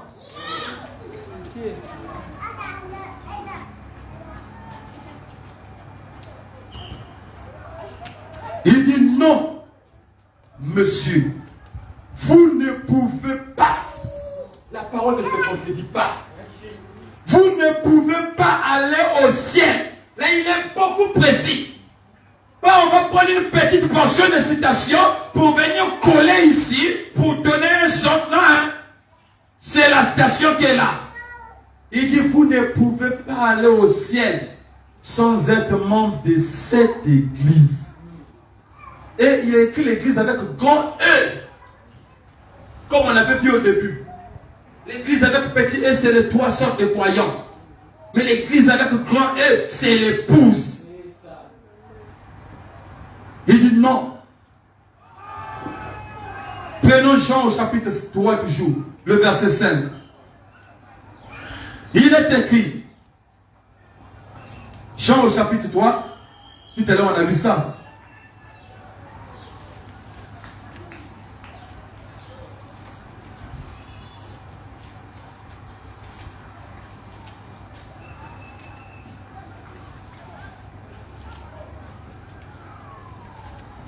Il est écrit dans Jean au chapitre 3, au verset 5. Jésus répondit, en vérité, je te le dis, si un homme n'est né d'eau et d'esprit, il ne peut pas entrer dans le royaume de Dieu. Vous voyez comment les choses, ça se coïncide. Tu ne peux pas. Si tu n'es né d'eau et d'esprit, tu ne peux pas aller au ciel. Si tu n'es pas membre de cette église, de ce corps mystique, tu ne peux pas aller au ciel. Prêche ton mystère, tu dois être membre de cette église-là, de ce corps mystique-là.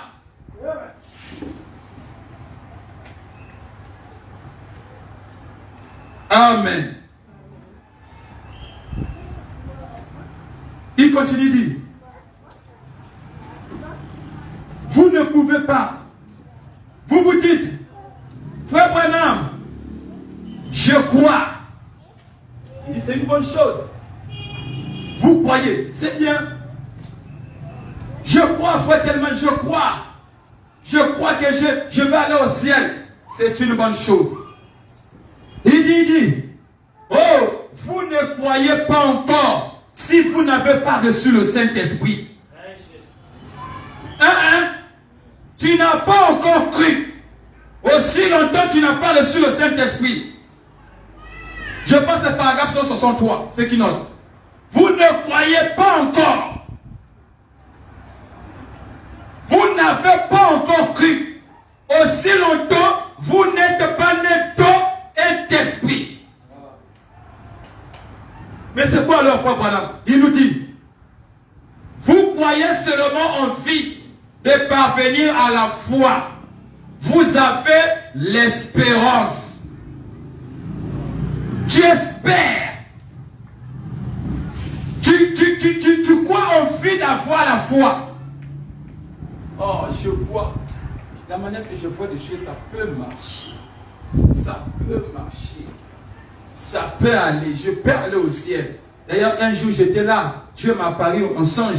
Il m'a dit que je suis son fils. C'est une bonne chose.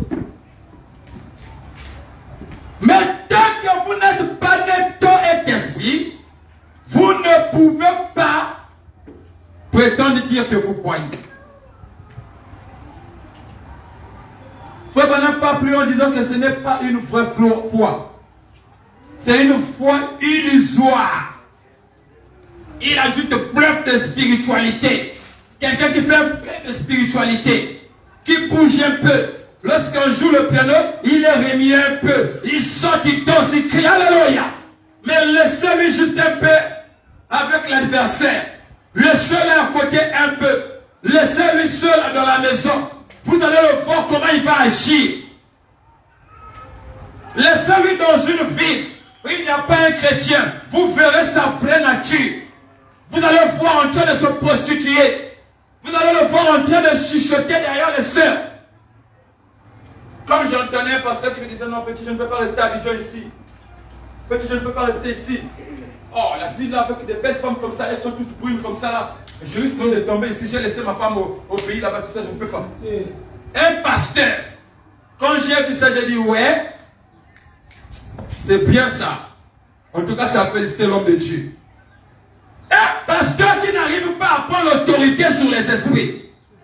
Il se ouvre déjà la porte au nom des belles femmes. Elles sont toutes brunes.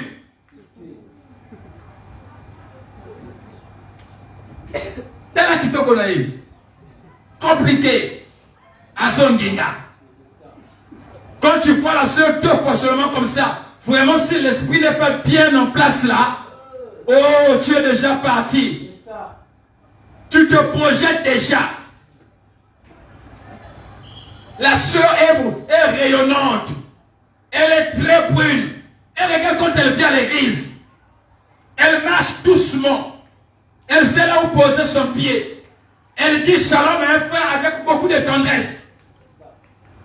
Mais essaie de voir le fond d'elle. Tu comprendras que son intention, c'est de commencer par la tête. Il fait tomber le pasteur. Il fait tomber le diacre. Il fait tomber l'administrateur. Il fait tomber les frères qui sont à l'église. Après, essaye maintenant de voir la fin. C'est elle qui prêche maintenant à l'église. Le pasteur l'a légué la chair. Quand cette soeur venait, je sentais qu'elle avait quelque chose de Dieu. Essaye de voir dans les profondeurs, le pasteur est déjà tombé. Le diacre est tombé. Et c'est qui va dire un mot. Quand un bien-aimé veut se lever, tu es rebelle. Tu es récalo. D'ailleurs, ce n'est pas ton église. Je ne suis plus à un stade où je peux poursuivre les brebis derrière. Dieu m'a béni. J'ai maintenant beaucoup de brebis. Oh, honte à nous. Regardez les pasteurs. Aujourd'hui, il n'a pas de brebis. C'est lui qui fait le suivi des brebis. C'est lui qui fait le suivi d'âmes. Regarde, il n'a plus de brebis. Il a maintenant 1000 brebis, 2000 brebis. Si tu veux, tu sors. D'ailleurs, mes comptes sont remplis. Ça passe, ça est là tous les jours. Comme disait Geneviève, j'ai une tablette où je suis les virements bancaires. Telle église a fourni telle chose. Telle église dans telle ville a fourni telle chose. Ils sont devenus des évêques. Oh, je ne vis pas plus loin, il dit que il refuse la mort. Parce que Boya Kokufa. C'est ça. Bongo Kochikala. Par contre, la Suisse au Kotikala. Ils connaissent parfaitement les transactions bancaires. Ils ont la parole. Quand tu essaies de le voir, ils n'étudient plus la parole de Dieu. C'est devenu de gros businessmen. Tu vas voir le pasteur, il va quitter tel pays pour aller faire la formation en finance. Et qui paye, c'est l'église qui paye. Oh! Où en sommes-nous? Gloire soit rendue à Dieu qui nous a envoyé William Marion Branham afin de détecter les faux. Les soins du temps de la fin. Les soins du temps de la fin. Regarde comment ils amènent les gens dans la chute. Il te fait croire que toi tu peux dormir affamé, mais lui il ne peut pas dormir affamé. Ses enfants ne peuvent pas dormir affamés, mais tes enfants peuvent dormir affamés. Parce que Dieu l'a appelé. Oh, j'aime l'apôtre Paul. Il dit, j'ai travaillé durement en construisant les tentes afin de prendre soin d'eux. Donne-nous la nature de prédicateurs infiliants, de pasteurs infiliants qui savent là où ils se tiennent. Ils ne comptent pas sur ce qui est de prédit, mais ils comptent sur la main de Dieu dans leur vie.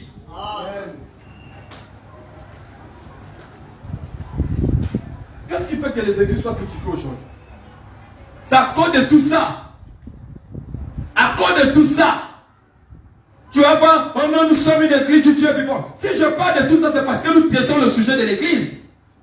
Et on doit démasquer ces esprits pour que cela ne vienne pas dans nos églises.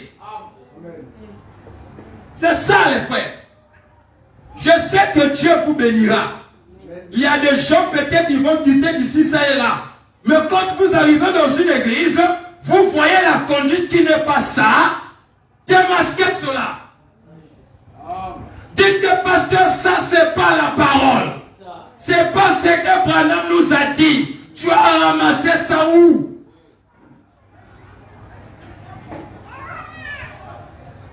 Les pasteurs n'ont plus de soucis de brebis.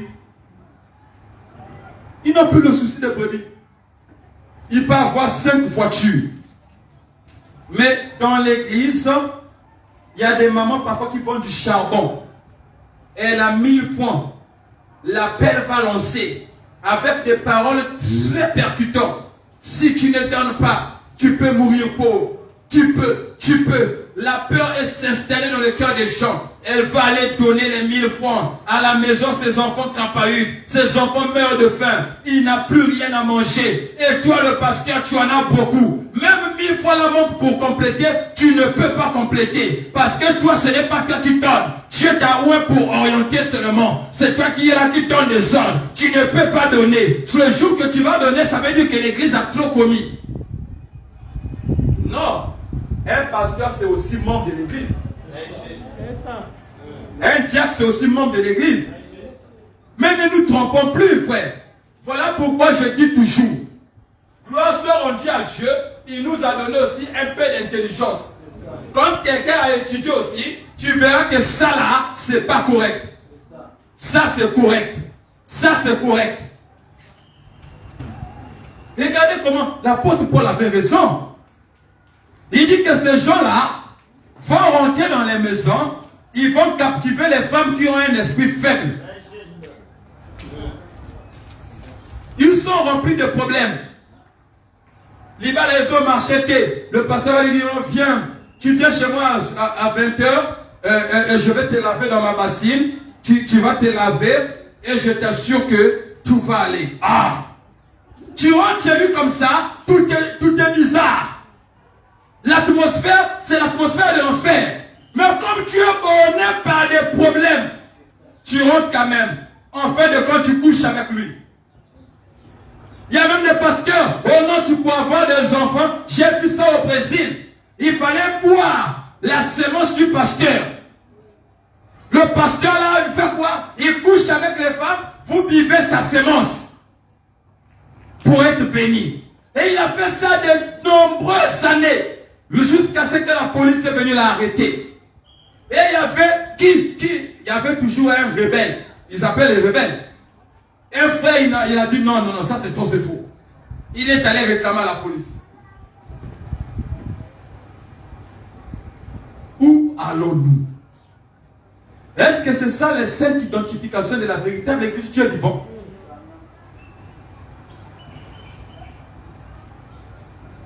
L'église n'est plus reconnue comme étant une église. Les gens, tout le monde crie, j'ai la foi, j'ai la foi, j'ai la foi, j'ai la foi, j'ai la foi. Ton fils est malade, tu n'arrives pas à imposer les mains pour ta fille. Tu n'arrives pas à prier pour ton fils. Mais tu prétends avoir la fille.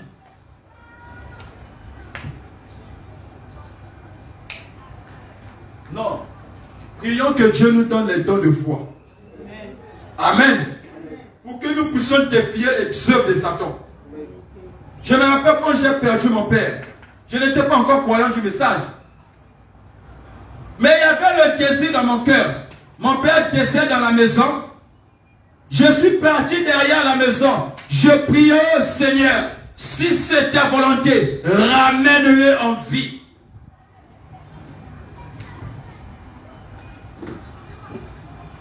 Il était parti.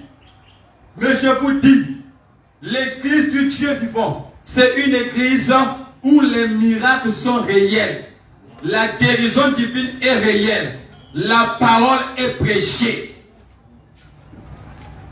On a besoin de voir Jésus en œuvre. Pourquoi les ténors remplissent tant leurs églises? Oh non, on ne peut pas remplir l'église. On ne peut pas remplir. Nous sommes d'accord avec toi. Mais la Bible nous dit, la moisson est grande, il y a peu d'ouvriers. Ça veut dire qu'il y a beaucoup de gens qui ont besoin d'entendre la vérité. Essaye juste de voir un frère qui commence à prêcher avec la guérison divine authentique. Tous les pasteurs vont s'associer pour le combattre. C'est un dénominationnel. C'est un pentecôtiste. Oh, je vois que ce frère-là, il se capte de la parole. Ce frère-là, ce frère-là, ce frère-là. Et quand il va mourir, vous le voyez en train de venir du haut. Il va choisir qui va prêcher. Qui va prêcher le jour-là, la veillée. Qui va prêcher, qui va prêcher.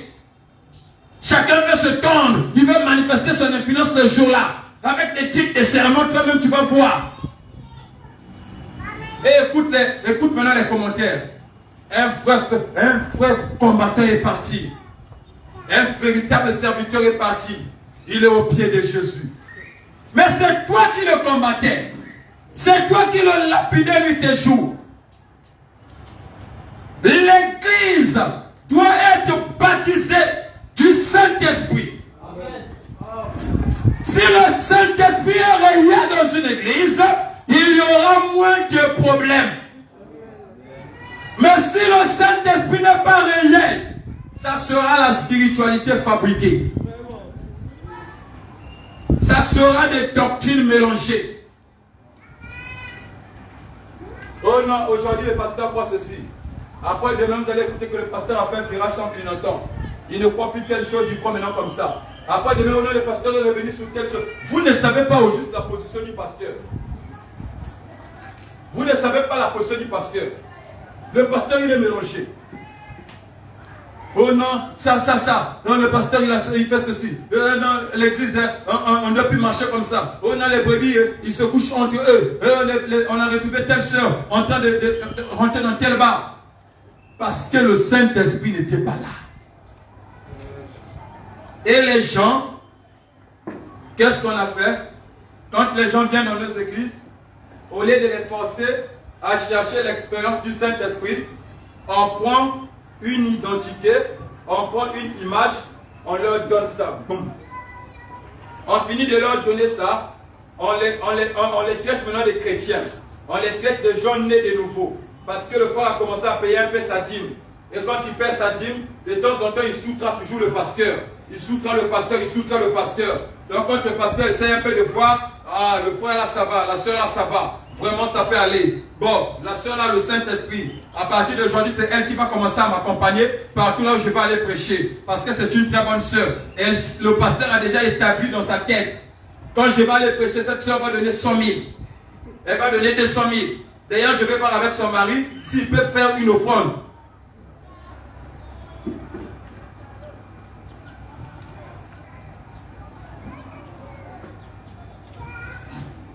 On a besoin du Saint-Esprit. On a vu les 5 identifications. On a compris que la véritable église du Dieu vivant, c'est une église qui est caractérisée par ces 5 identifications. Dis-nous que tu es une église, mais tu ne peux pas aller au ciel sans ce message. Tu ne peux pas aller au ciel sans pourtant être la vraie église du Dieu vivant. D'ailleurs, Jésus-Christ a dit à Nicodème, tu ne peux pas voir le royaume de Dieu si tu n'es né ni d'eau ni d'esprit. Amen. Or, le Saint-Esprit, c'est dans ce message du temps de la fin. Cherchez le Saint-Esprit partout. Vous aurez un Saint-Esprit au niveau de votre esprit. Demain, vous allez tomber encore. Après, demain, vous allez tomber. Tu vas sortir avec la femme de ton pasteur. Mais tu pries que tu as le Saint-Esprit. Mais le vrai Saint-Esprit, c'est dans ce message de l'heure. Le vrai Saint-Esprit, c'est dans ce que William Marion Branham a dit. La vraie nouvelle naissance, c'est dans ce message. Pas une nouvelle naissance fabriquée. Pas une nouvelle naissance montée en 3 pièces. Mais une vraie nouvelle naissance, c'est dans ce message de l'heure. Que tu sois pasteur, que tu sois archibishop, que tu sois évêque, que tu sois daddy, le Saint-Esprit, c'est dans ce message. En dehors de ce message, il n'y a plus le Saint-Esprit. En dehors de ce message, il n'y a pas le Saint-Esprit. Regardez comment les gens disent, j'ai le Saint-Esprit, j'ai le Saint-Esprit, je suis le prophète des nations. Honte à toi. Tu es le prophète des nations. Quel est le message que tu as apporté pour la nation? Oh non, je vois que tu as l'argent dans ta poche. Et dans ta poche gauche, il y a des clés. Il faut ouvrir. Ah, les gens acclament. Le prophète des nations. Honte à toi. Nous ne croyons pas à ça. Nous savons que le message, c'est William Marion Branham qui nous l'a apporté. Et le Saint-Esprit, c'est dans ce message. Lisez les brochures en cachette. Écoutez les bonnes en cachette. Vous n'aurez pas le Saint-Esprit tant que vous n'avez jamais été en contact avec quelqu'un qui a expérimenté le Saint-Esprit dans ce message de l'heure. Et la vie se transmet. Certains pasteurs dénominationnels pensent que, à force de lire les brochures de Branham chez lui à la maison, ça veut dire qu'il a compris le message. Et il a eu le Saint-Esprit. D'ailleurs, je lis déjà les messages chez moi à la maison. Tu n'as pas encore compris. Lorsque l'eunuque éthiopien avait été en contact avec Philippe, c'est là où la vie est descendue. L'Éthiopien avait été secoué par le message de l'eunuque éthiopien. Et l'eunuque éthiopien l'a eu où? Chez Philippe. Et Philippe l'a eu où? Chez les apôtres. Au reste, que Dieu vous bénisse. Amen. Est-ce qu'on peut pousser les cris de joie? Est-ce qu'on peut pousser les cris de joie? Est-ce qu'on peut pousser les cris de joie? Je crois que Satan a eu chaud. Le message prêché. On comprend par là que tu sois un frère de l'eau.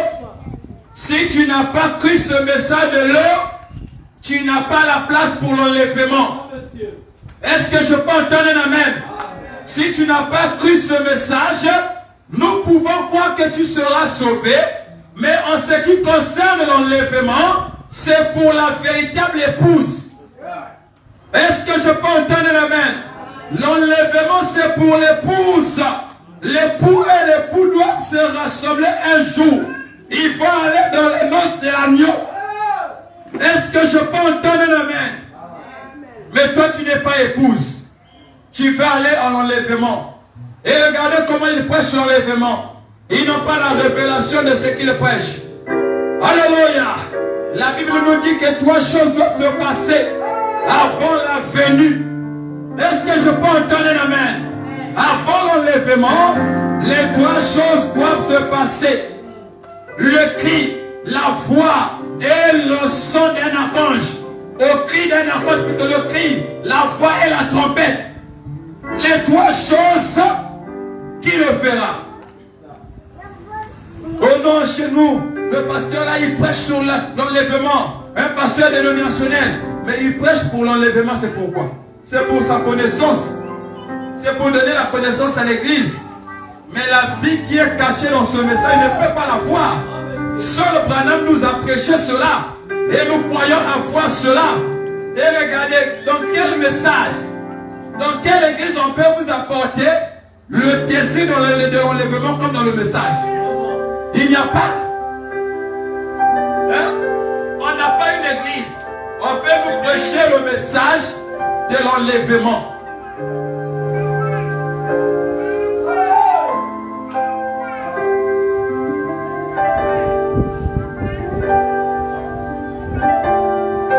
Que Dieu vous bénisse. Moi, ce que je peux juste dire, on ne doit pas être une église qui n'est pas identifiée par la parole. Mais nous devons être la vraie église qui est identifiée par la parole. Ça veut dire que quand on voit la parole, on voit votre église.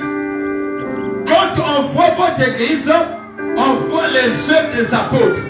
On voit les œuvres de Jésus. On voit les œuvres de Christ. Et quand nous les verrons, on dira chapeau, vous êtes une église du Dieu vivant. Mais vous pouvez être dans le message et être une église dénominationnelle. Vous pouvez être dans ce message et être une église pentecôtiste. Oh non, chez nous, la femme peut prêcher. D'ailleurs, elle a le Saint-Esprit.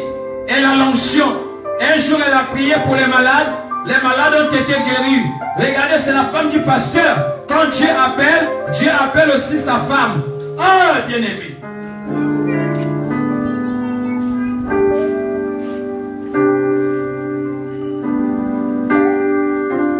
William Marion Branham nous a dit que la femme ne peut pas prêcher. Vous êtes une église, vous croyez être une église, enlevez les femmes dans la prédication. Enlevez tout ce qui est compromis dans la parole. Et venez, discutons-en avec le message. Si c'est le message qui est dans la fausseté, nous dirons chapeau, on va vous suivre. Mais si vous êtes dans la fausseté, alignez-vous à ce que Branham a dit. Si tu essaies d'entrer en profondeur avec les gens qui critiquent le message, pose-leur la question. Qu'est-ce que vous trouvez de faux dans le message? Oh non, Branham a dit que l'enlèvement devait se faire en 1977, la fin du monde. Oh non, ceci. Oh. Est-ce que c'est à cause de ça que vous allez renier le message? Regardez l'apôtre Paul. Lorsqu'il arrive, il nous parle au sujet d'Abraham. Il nous dit qu'Abraham ne douta point. Quand la Bible nous parle de point, ça veut dire que cela n'a jamais été fait. Il n'a pas dit qu'Abraham ne douta pas. Point. Mais quand on voit Abraham, on voit comment les doutes s'installaient. Comment Abraham pouvait mentir. Il arrive devant Abimelech, il ment. Il fait ceci, il ment. Mais quand un homme qui avait les yeux de la foi a vu cela, il dit, Abraham ne douta point.